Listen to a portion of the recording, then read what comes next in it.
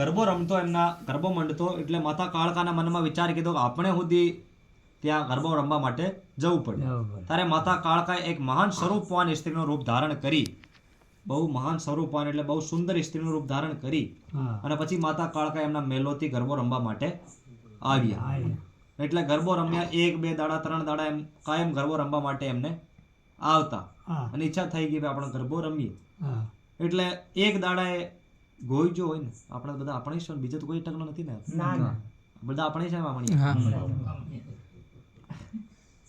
એટલે ગોઈજો હોય, એક ગોઈજા સમજો ને વાળન, એટલે એક વાળન હતો, મસાલ લઈને નીકળ્યો ત્યાંથી.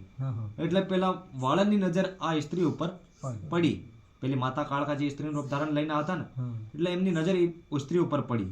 ત્યારે એમના મનમાં વિચાર કીધો, એવી તેજવાન સ્વરૂપવાન સ્ત્રી, એવી સ્ત્રી તો આપણે રાજાના રણવાસમાં પણ એ 7 રાણીઓમાં એવી સ્ત્રી નથી.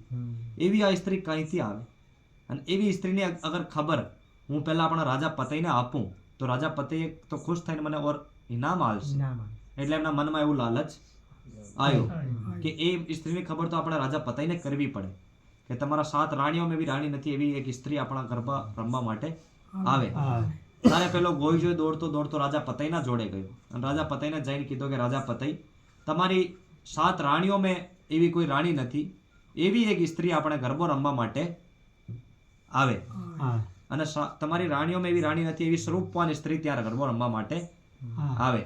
તારે રાજા પતિએ કીધું કે ગોઈજે અગર એવી કોઈ સ્ત્રી હોય, જો મારી 7 રાણીયાથી બી સ્વરૂપવાન હોય, અને એવી સ્ત્રી તું મને બતાડી દે તો તું જો માંગશે એવો ઇનામ હું તને આપી દઉં.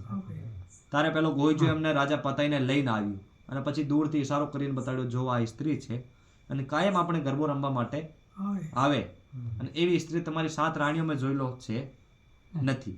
તો રાજા પતિની પેલા સ્ત્રી ઉપર નજર પડી, એટલે રાજા પતિના મનમાં સુધી મોહ આવી ગયો. તમારે એક દોહ કહેવાય ને, રાજા પતિ મોયા એટલે પાવાગઢ ખોયા કહેવાય ને.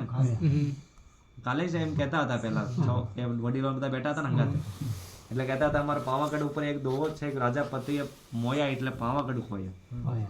એટલે રાજા પતિનો મોહ પેલી સ્ત્રીને જોઈને આવ્યો કે આ કેવી સ્ત્રી, સ્વરૂપવાન સ્ત્રી છે, એવી સ્ત્રી આપણી રાણીઓમાં સુધી નથી. તારે પેલા ગોઈજાને કીધું, ગોઈજા તું સ્ત્રી તો મને બતાડી દીધી ને હું તને ઇનામ સુધી હાલી દેવાનું, પણ આ સ્ત્રી કઈ વાટથી આવે ને કઈ વાટથી જાય એની તારે ખબર મારે કરવી પડે, એટલો મારો કામ કરવું પડે. તારે પેલો રાજા પતિ, પેલો રાજા પેલો ગોઈજો હતો ને, તો ગોઈજો બીજે દિવસે એમ ખબર રાખી કે આ સ્ત્રી કઈ વાટથી આવે ને કઈ વાટથી જાય.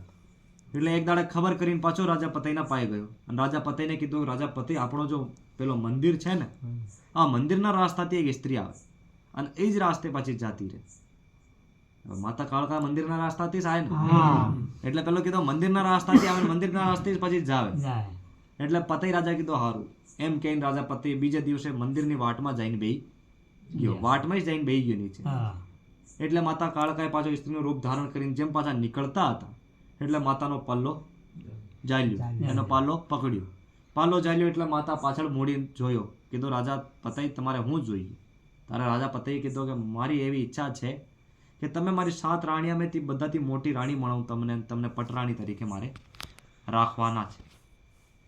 એટલે માતા કાળકાના મનમાં વિચાર કીધું, ઓ રાજા તો મને વચન આપ્યો તો હું ગમે જ્યાં રૂપમાં આવી જાય તો મને ઓળખી જાય, અને જો રાજાનો મન ભટકી ગયો અને મોંમાં ઓય ભૂલી ગયો હું સાક્ષાત કાળકા છું.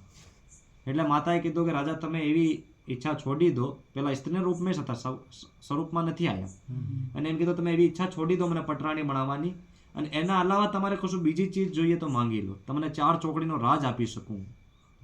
એટલે પેલો રાજા કીધું મારે 4 ચોકડીનો રાજ જોઈએ નથી, મારે તો તમે જોઈએ, તમે જ મારી રાણી બનો. એટલે પેલા માતાએ કીધું હારો અગર તારી એવી ઈચ્છા છે તો તું એવું કર કે આજે રાત્રા 12 વાગ્યા સુધી હું તારાથી મળવા માટે આવશું, એટલે તું તારા બધા દરવાજા ખોલીને પછી તારે આજે ઊંઘવાનું, સમજ્યા તમે? એટલે તમે હુંકારો નથી ભરો, તમે એટલા બધા એમ તમે વિચારમાં એવા પડી જાવ એટલે મને લાગે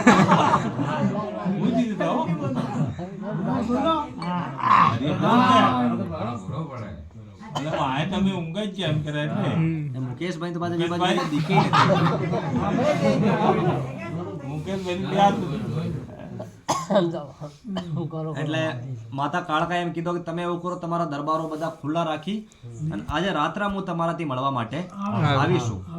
એટલે રાજા પતઈએ જઈને એમના ખાટલા ઉપર ઊંઘ્યો અને બધા દરવાજા ખિડકીઓ ખુલ્લી રાખી કે પહેલી સ્ત્રી આપણને રાત્રે 12 વાગ્યા મળવા આવશે.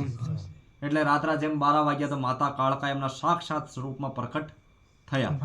ખાંડો ખપ્પર હાથ લઈને માતા કાળકાએ જીભ નીકાળીને પ્રકટ થયા અને માતા કાળકાએ પ્રકટ થયા એટલે રાજા પતિ ઊભો થયો અને રાજા પતિને કીધું કે રાજા પતિ તું મને વચન આપ્યું હતું હું તું ગમે જ્યાં રૂપમાં આવતો તો મને ઓળખી જ જાય અને તું મને ઓળખી શક્યો નહીં અને ઓળખી તો ના શક્યો પણ તારો મોહ મારા ઉપર આવી ગયો એટલે હવે તને હું શ્રાપ આપું કે તારા પાવાગઢ ઉપર લે થશે અને તારો રાજ હવે પાવાગઢથી જાય એવું માતા વચન કે તારો પાવાગઢ હવે તૂટી જવાનો પરલે થશે અને તારો રાજ હવે પાવાગઢ ઉપર રહેવે નથી એવું માતાએ એમને શ્રાપ આપી અને માતા આલોપ થઈ.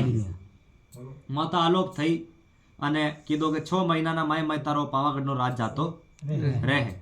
અને માતાએ આલોપ થયા. એ ગુજરાતના માય 2 બેગડા હતા, અહેમદ શાહ બેગડા અને મહેમદ શાહ બેગડા. એટલે અહેમદ શાહ બેગડા અને મહેમદ શાહ બેગડાને સુધી જઈને સપનો હાલ્યો કે તમે 2 ભાઈ જઈને પછી પાવાગઢના ઉપર આક્રમણ કરો અને તમારી ત્યાં જીત થશે. એટલે અહેમદ શાહ બેગડા અને મહેમદ શાહ બેગડાએ ત્યાં જઈને પાવાગઢના ઉપર હુમલો કર્યો અને પતઈ રાજાની હાર થઈને પેલા અહેમદ શાહ બેગડા અને મહેમદ શાહ બેગડાની જીત થઈને પછી અહેમદ શાહ બેગડા અને મહેમદ શાહ બેગડા ત્યાં રાજ કરવા લાગ્યા. આ વાત થોડી હું વિરામ દઉં. પહેલા હું તમને અહેમદ શાહ બેગડા અને મહેમદ શાહ બેગડાની એક વાત બતાડું કે એ લોકોનો રાજ થઈ ગયો હતો ને એના પછી એ લોકો શું કીધું કે માતા કાળકા જો એમને સાક્ષાત સપનો આપ્યો તો તમે મારા વચનોથી તમને જીત થાય. આ લોકોને ગુરુ હતો સદન શાહ. એટલે આ સદન શાહનો જ્યારે મર્યો ને મરણ પામ્યો સદન શાહ એટલે આ લોકોને મનમાં વિચાર કીધું આપણે સદન શાહ આપણો ગુરુ હતો અને આપણે આખી ઉંમર આપણે હંગાતે રહ્યો, આપણને રાસ્તો બતાવ્યો 2 ભાયાને. એટલે આપણે આ ગુરુની એક દરગાહ બનાવવી પડે. એટલે દરગાહ બનાવવી પડે. એટલે દરગાહ બની એટલે બધાથી સારી જગ્યા કેવી એટલે કીધું આપણે માતા કાળકાના મંદિરના ઉપર દરગાહ બનાવી.